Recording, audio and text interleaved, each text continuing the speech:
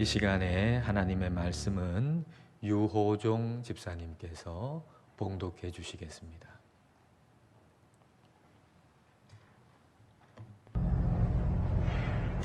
오늘 우리에게 주시는 하나님의 말씀은 누가복음 10장 25절에서 37절 말씀입니다. 하나님의 말씀을 경청하십시오. 어떤 율법 교사가 일어나 예수를 시험하여 이르되, 선생님, 내가 무엇을 하여야 영생을 얻으리이까? 예수께서 이르시되, 율법에 무엇이라 기록되었으며 내가 어떻게 읽느냐? 대답하여 이르되, 내 마음을 다하며 목숨을 다하며 힘을 다하며 뜻을 다하여 주 너의 하나님을 사랑하고 또한 내 이웃을 내 자신같이 사랑하라 했나이다. 예수께서 이르시되, 내 대답이 옳도다. 이를 행하라. 그러면 살리라 하시니, 그 사람이 자기를 옳게 보이려고 예수께 여짜오되, 그러면 내 이웃이 누구니이까? 예수께서 대답하여 이르시되, 어떤 사람이 예루살렘에서 여리고로 내려가다가 강도를 만나매 강도들이 그 옷을 벗기고 때려 그의 죽은 것을 버리고 갔더라.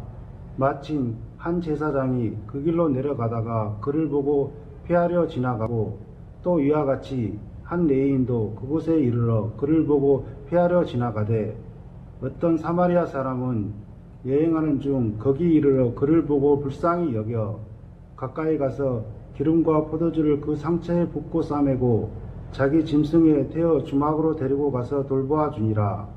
그 이튿날 그가 주막 주인에게 데나리온 2를 내어주며 이르되, 이 사람을 돌보아 주라. 비용이 더 들면 내가 돌아올 때에 갚으리라 하였으니, 내 생각에는 이 세 사람 중에 누가 강도 만난 자의 이웃이 되겠느냐? 이르되, 자비를 베푼 자이니이다. 예수께서 이르시되, 가서 너도 이와 같이 하라 하시니라. 아멘. 본회퍼는 히틀러 당시에 독일의 고백교회의 목사였습니다. 고백교회라고 하는 것은 그 히틀러가 독일을 통치할 때에 그때 모든 독일의 교회들을 친히틀러로 이렇게 모아가지고 통합하려고 하는 정책을 폈는데, 그 정책에 반대해서 세워진 교회가 바로 독일의 고백교회입니다. 그러니까 그 당시에 독일의 고백교회의 목사라고 하면은 언제든지 죽임을 당할 수 있는 그런 풍전등화와 같은 그런 처지에 있었다라고 볼 수가 있습니다. 그런 히틀러를, 그런 본헤퍼를 사랑했던 미국에 있던 그 본헤퍼의 친구들이 이 본헤퍼를 미국의 뉴욕의 유니온 신학교에 와가지고 강의를 하도록 그렇게 부탁합니다. 그를 안전한 곳으로 오게 하려고 했던 것이죠.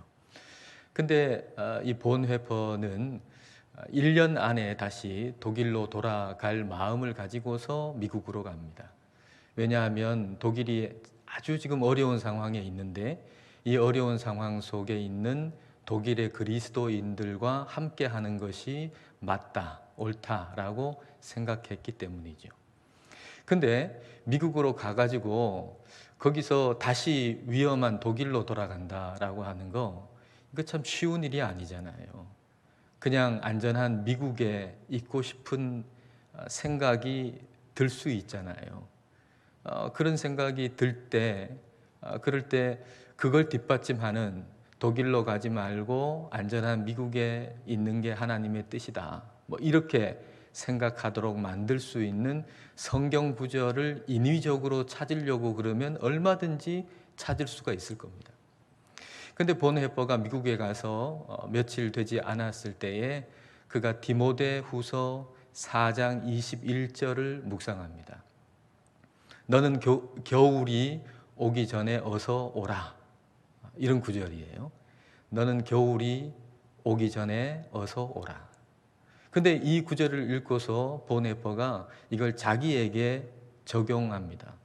독일로 돌아오라 라고 하는 그런 하나님의 음성으로 생각하고 적용합니다. 그리고 그 후에 독일로 돌아가죠. 그리고 히틀러 암살 계획에 참여했다는 이유로 결국 처형을 당하고 맙니다. 여러분 한번 이 모습을 한번 생각해 보십시오. 디모데후서 4장 21절 겨울이 오기 전에 어서 오라. 이 말씀은 사도 바울이 디모데한테 너 겨울 오기 전에 나한테 와가지고 나를 좀 도와라 이런 내용입니다. 문맥적으로 볼 때. 근데 그 구절을 가지고서 이 본헤퍼가 독일로 돌아오라고 하는 그런 말씀으로 자기에게 적용한 것은 굉장히 좀 생뚱맞은 적용이에요. 이게 문맥적으로 볼 때 전혀 그렇게 적용할 필요가 없는 또는 그렇게 적용해서는 안 되는 그런 구절임에도 불구하고 그걸 자기에게 그렇게 적용을 했습니다. 근데 본헤퍼가 뭐 이 성경 구절의 문맥을 몰라서 그랬는가? 결코 그렇지 않습니다. 그가 그날 쓴 묵상집에 이렇게 기록이 되어 있습니다. 겨울이 오기 전에 너는 속히 오라.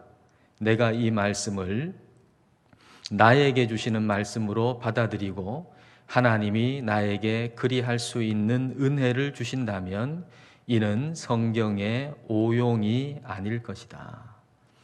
본헤퍼는 하나님을 사랑하고 그리고 교회 공동체를 사랑하는 사람이었어요. 그리고 겨울이 오기 전에 속히 오라라고 하는 이 말씀을 읽고서 독일로 속히 돌아오라라고 하는 말씀으로 이것을 적용했어요.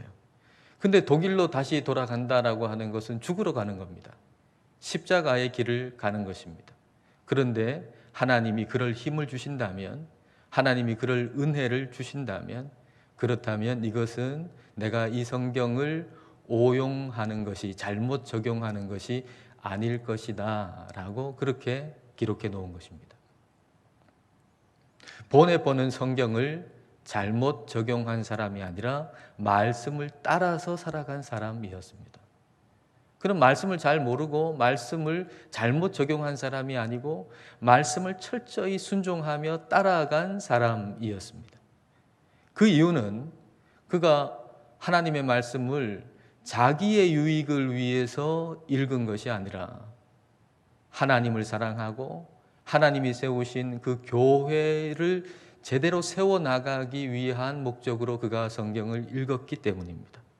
그리고 머리로만 읽은 것이 아니고 그의 온 존재로 하나님의 말씀을 읽었고 그 말씀을 읽은 결과 그의 몸이 움직였고 행동했고 실천했기 때문입니다. 이와는 정반대의 성경 읽기를 한 사람이 있습니다. 그 사람이 오늘 본문에 나오는 율법교사입니다. 이 율법교사는 예수님한테 어떻게 하면은 영생을 얻을 수 있습니까? 라고 질문을 합니다. 그때 예수님께서 율법에 성경에 어떻게 기록되어 있느냐 그리고 너는 그 성경을 어떻게 읽느냐 그렇게 질문합니다.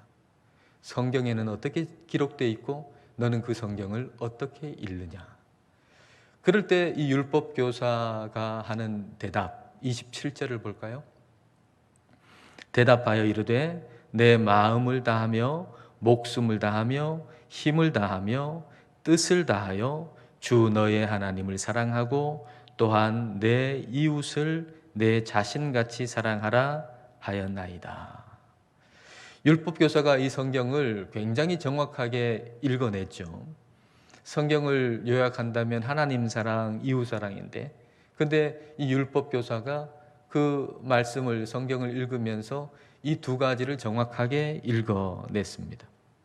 근데 문제는 이 말씀을 자기 자신에게 적용하고 그리고 적용해서 실천하지는 않았다는 것입니다. 머리로만 읽었을 뿐 그의 온 존재로 읽지는 않았다는 거죠. 전 존재로 성경을 읽는다는 것은 내 머리뿐만 아니라 나의 의지, 감정, 몸으로 읽는 것을 얘기합니다. 성경은 전 존재로 읽어야 합니다. 그래서 그 성경 말씀을 읽을 때 내 생각과 의지와 감정 그리고 몸이 그 말씀을 따라야 하는 것이죠. 이게 전 존재로 성경을 읽는다는 의미입니다. 율법 교사는 근데 머리로만 읽었습니다. 그래서 그 몸이 말씀을 따라 움직이지 않는 거죠. 이걸 예수님이 아셨어요. 그래서 이렇게 말씀하시죠. 그 다음 절 28절을 볼까요? 예수께서 이르시되 내 대답이 옳도다. 이를 행하라. 그러면 살리라 하시니. 네가 대답 잘했다. 네가 아는 대로 행해라. 그러면 영생을 얻는다. 그렇게 말씀을 하시는 것입니다. 너 성경 머리로만 읽어서는 안 된다.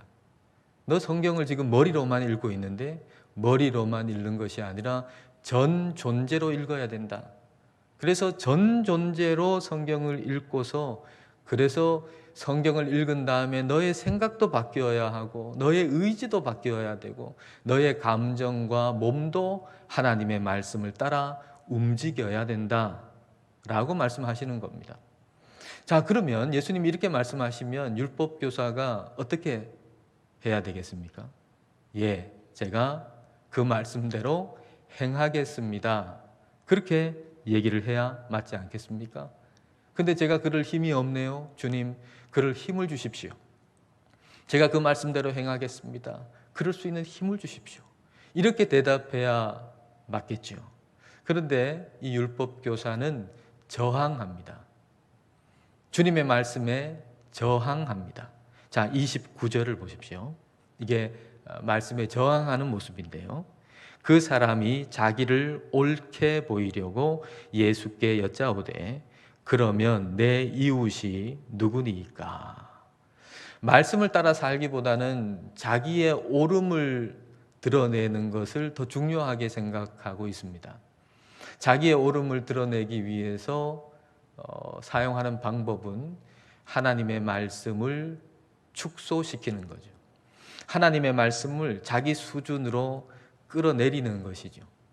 그러니까 이웃을 사랑하라 그런 말씀에 대해서 이웃은 나하고 같은 인종의 사람들이다. 뭐 이렇게 생각한다든지 이웃은 나한테 잘해주는 사람이다.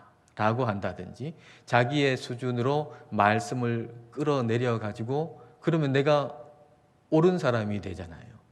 자기의 옳음을 나타내는 것을 말씀을 따라 행하는 것보다 더 중요하게 생각했던 것이죠. 근데 이런 식으로 성경을 읽으면 성경을 읽으면서도 그 말씀대로 살 수가 없어요. 항상 성경을 끼고 다니고 성경을 읽고 연구하는데도 근데 전혀 성경을 읽지 않는 사람과 다를 바가 없는 것이죠. 그래서 성경을 어떻게 읽느냐 이게 우리에게 굉장히 중요한 것입니다. 성경을 어떻게 읽느냐. 저는 이 율법 교사의 모습을 생각하면서 이 모습이 나의 모습이 아닐까 하는 생각을 해봤습니다. 율법 교사의 모습을 생각하면서 이것이 오늘 우리 교인들의 모습이 아닐까 생각해 봤습니다. 율법 교사의 모습을 생각하면서 이것이 오늘날 스스로를 복음주의자라고 여기고 있는 사람들의 모습이 아닐까 생각해 봤습니다. 누군가 우리에게 당신은 복음주의자입니까? 그러면 우리는 아주 흔쾌히 그렇습니다. 나는 복음주의자입니다. 이렇게 대답할 겁니다. 왜냐하면 복음주의자라고 하는 말은 성경을 진짜 중요하게 여기고 성경을 금과 옥조처럼 여기는 사람들을 일컫는 말이 복음주의자이거든요. 근데 이 복음주의자, 저와 여러분도 다 복음주의자라고 지금 여기고 있는데 복음주의자라고 여기고 살아가는 사람들의 모순이 뭔가라고 하는 것을 지적해주는, 가르쳐주는 하나의 글을 지난 주간에 읽었습니다. 철학과 그리고 신학을 가르치는 강영안 교수라고 하는 분이 쓴 책에 레슬리 뉴 비긴을 만났던 그 일에 대해서 기록해 놨어요. 레슬리 뉴 비긴이라고 하는 사람 영국 사람인데 오랫동안 인도에 가가지고 인도 선교사로 지냈던 사람입니다. 근데 오랜 세월 동안 인도에서 인도 선교사로 지내다가 이제 영국으로 다시 돌아왔어요. 영국으로 다시 돌아와서 영국을 보니까 떠날 때의 영국하고 다시 돌아왔을 때의 영국이 너무 달라져 있었던 거죠. 영국이 그래도 하나님을 잘 믿는 그런 나라였는데 다시 돌아와서 보니까 너무나도 세속화가 되어 가지고, 그래서 인도보다도 더 선교지 같은 곳이 영국이 되어 있다라는 걸 알게 된 거예요. 그래서 영국으로 돌아와 가지고 영국을 선교지로 생각하면서 그곳에서 강의도 하고 그리고 저술 활동도 하고 그랬던 사람이 레슬리 뉴 비긴이라는 사람입니다. 근데 이제 이분이 강의를 하는데 이 교수가 여기에 참여를 했던 거죠. 그리고 이제 이 뉴 비긴에게 물었습니다. 당신은 복음주의자입니까? 그랬더니 이 뉴 비긴의 답이 나는 복음주의자가 아닙니다.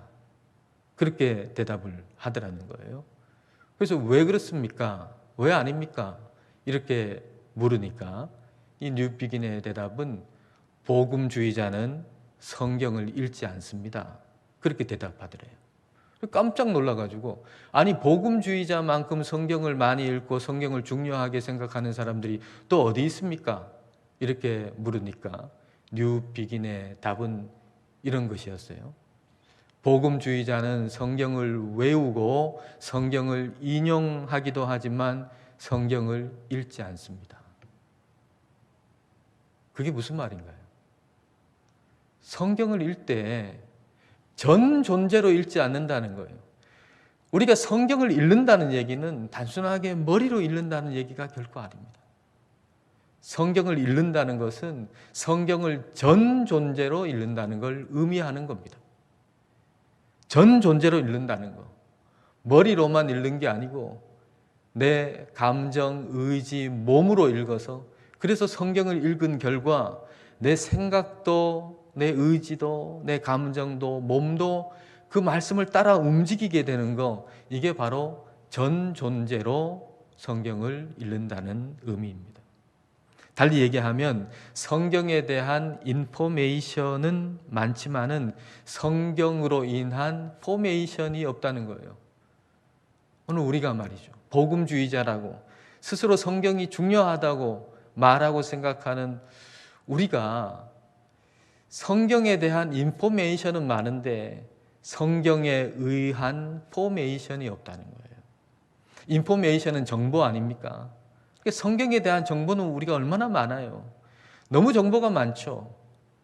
그러나 포메이션, 형성, 성경에 의해서 내가 하나님 나라 백성으로 형성되어 가는 것, 그게 지금 없다, 그 말씀인 겁니다.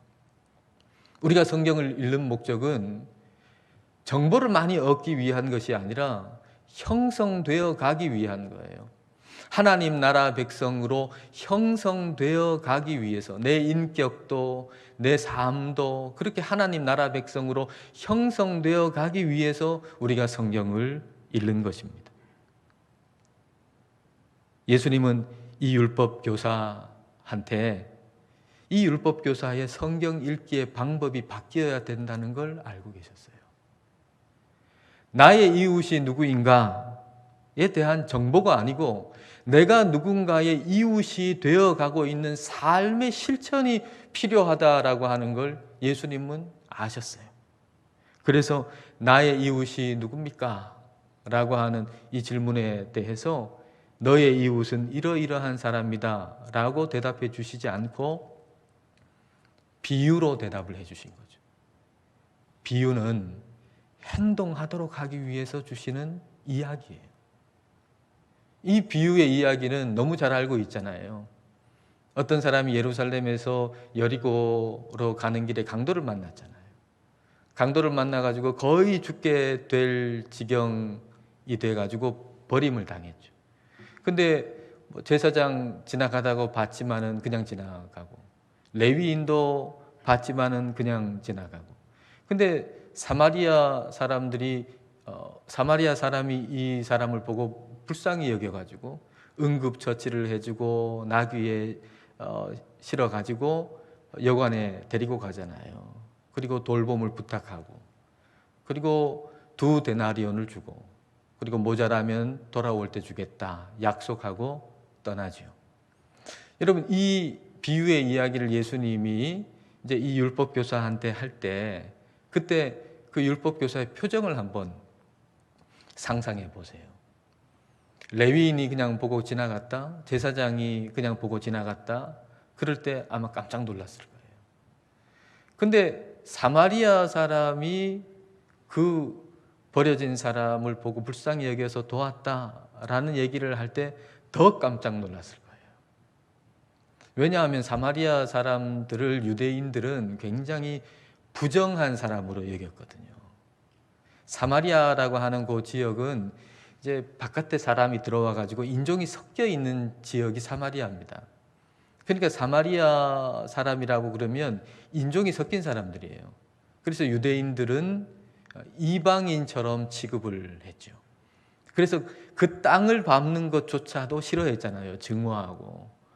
그래서 뭐 예루살렘에서 북쪽 갈릴리로 갈 때 사마리아 통해서 가면은 쉽고 빠르게 갈 수 있는데, 그 사마리아 땅 밟지 않으려고 저 동쪽으로 요단강 건너가지고 내려와가지고 다시 요단강 건너가지고 예루살렘 오고, 올라갈 때도 딱 역시 똑같이 그렇게 삥 둘러가지고 또 북쪽으로 가는, 그 정도로 이 사마리아 사람들을 증오하고 싫어했던 거죠. 근데 이 사마리아 사람이 자비를 베풀었다라고 하는 이야기를 예수님이 하시니까 율법 교사가 얼마나 놀랐겠어요. 충격을 받은 거죠. 충격. 그 이야기지만은, 근데 그 이야기를 통해서 이 율법 교사가 충격을 받도록 해서, 그래서 하나님의 말씀에 따라 움직이도록 하려고 하는 것이 바로 예수님께서 비유로 말씀하신 이유입니다. 자, 36절을 보십시오.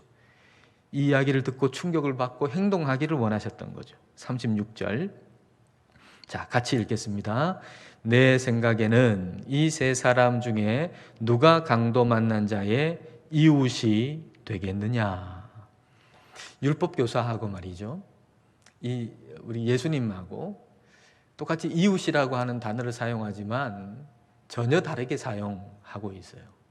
이 율법 교사는 이웃이라고 하는 단어를 명사로 사용해요. 근데 예수님은 동사로 사용해요. 이웃이 되겠느냐, 그렇게 말씀하시죠. 율법 교사는 정보를 중요하게 여겨요. 그래서 나의 이웃이 누구냐, 그 이웃을 명사로 사용하는데, 근데 예수님은 정보가 아니고 형성을 강조하고 계세요. 그래서 이웃이 되겠느냐라는 동사 형태로 말씀을 하시는 겁니다. 이웃을 사랑하라라고 하는 말씀을 읽고서 이걸 정보로 읽으면 나의 이웃이 누구인가라고 질문하게 되지만은, 그러나 이웃을 사랑하라라고 하는 말씀을 읽으면서 내가 그리스도인으로 형성되어 가는 것을 목적으로 하고 전 존재로 이 말씀을 읽으면 나는 그 누군가의 이웃이 되어가고 있는가라고 질문하게 돼요. 내가 이 사람을 미워했는데, 연초에는 이 사람을 미워했는데, 근데 한 해가 지금 다 지나간 연말이 돼서 나는 그 사람의 이웃이 되어가는 삶을 살았는가? 그렇게 질문하게 된다고. 그래서 내가 미워하는 사람의 수는 점점 줄어들고 내가 사랑하는 사람들의 수는 점점 늘어가게 되는 거, 이게 그리스도인으로서 형성되어져 가는 과정이라고 할 수가 있어요. 저와 여러분이 예수님을 믿는다 그럴 때 그거는 단순하게 입으로 예수님 믿습니다 이렇게 하는 게 아니에요. 그냥 머리로 아는 걸 얘기하는 게 아니에요. 예수님은 어떤 분이다라고 하는 걸 머리로 아는 걸 얘기하는 게 아니에요. 그리스도인으로 형성되어 가고 있는가 하는 거죠. 형성되어 가고 있는가. 내가 미워하는 사람은 점점 줄어들고 내가 사랑하는 사람들은 점점 불어나고 있는가? 형성되어 가고 있는가라는 겁니다. 예수님은 이 율법 교사가 또 하나의 정보를 얻는 걸 원치 않으셨어요. 오늘 예배도 마찬가지죠. 오늘 예배를 드리면서 또 하나의 성경에 대한 지식과 정보를 내가 얻는 것, 그걸 우리 하나님 원하시는 게 아니에요. 우리 하나님 원하시는 것은 우리가 그리스도인으로 형성되어 가는 거예요. 오늘 이 예배를 통해서, 이 말씀을 통해서 우리가 한 걸음이라도 제대로 된 방향으로 걸어가는 걸 원하시는 거예요. 이 율법교사가 아는 많은 지식들을 가지는 것이 아니라, 오늘 예수님 만나가지고 그 많은 지식에다가 하나의 지식을 더 얻는 것이 아니라 한 걸음이라도 올바른 방향으로 한 걸음을 내디디는 것을 우리 주님은 원하셨던 것이죠. 자, 37절을 여러분 보십시오. 이르되 자비를 베푼 자니이다. 예수께서 이르시되 가서 너도 이와 같이 하라 하시니라. 예수님이 율법교사한테 가서 너도 이와 같이 하라, 이와 같이 행하라. 나의 이웃이 누구인가 연구하고 토론하지 말고 그 누군가의 이웃이 되어가라. 네가 이전에는, 지금까지는 이웃이라고 생각하지 않았던 그 사람의 이웃이 되어가라 라고 말씀하시는 겁니다. 여러분 한번 생각해 보십시다. 우리는 저 사람은 내 이웃이 아니라고 테두리를 정해놓고 살고 있지는 않습니까? 저 사람을 위해서 나는 기도할 의무가 없다, 저 사람을 사랑할 의무가 없다라고 생각하는 사람이 있지는 않습니까? 이제 올해 마지막 주일이 됐는데 연초보다 오히려 미워하는 사람의 수는 더 늘어나고 사랑하는 사람의 수는 더 줄어드는 역주행을 하지는 않았습니까? 그것은 성경을 읽되 그 성경을 전 존재로 읽지 않은 결과입니다. 머리로 성경을 읽는 것이 아니라 전 존재로 성경을 읽으십시다. 그래서 하나님을 더 사랑하는 사람이 되어가고, 그리고 모든 사람의 이웃이 되어 가십시다. 그리하여서 미워하는 사람의 수는 점점 줄어들어 사라지고 사랑하는 사람들의 수가 날마다 불어나는 저와 여러분이 다 되시기를 주님의 이름으로 축복합니다. 기도하겠습니다. 이 시간 우리 기도하실 때 우리가 성경을 어떻게 읽었는가 한번 돌아보십시다. 성경에 대한 수많은 정보를 가지고 있지만 하나님의 사람으로 형성되어 가지 못하는 성경 읽기가 아니었는가 생각해 보십시다. 머리로만 읽지 않고 머리와 의지와 감정과 몸으로 전 존재로 성경을 읽을 수 있기를 기도하십시다. 그래서 이웃이 누구인가 라고 묻지 않고 내가 누군가의 이웃이 되어가고 있는가를 물을 수 있게 해달라고 기도하십시다.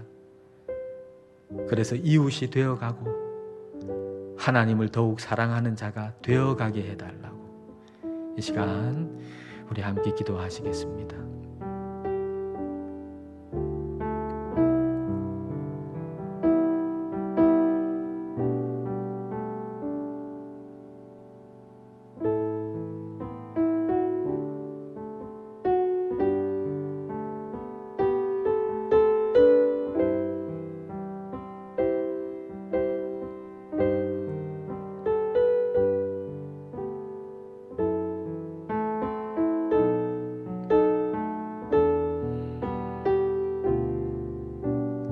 하나님 아버지, 저희에게 기록된 성경을 주신 것을 감사드립니다.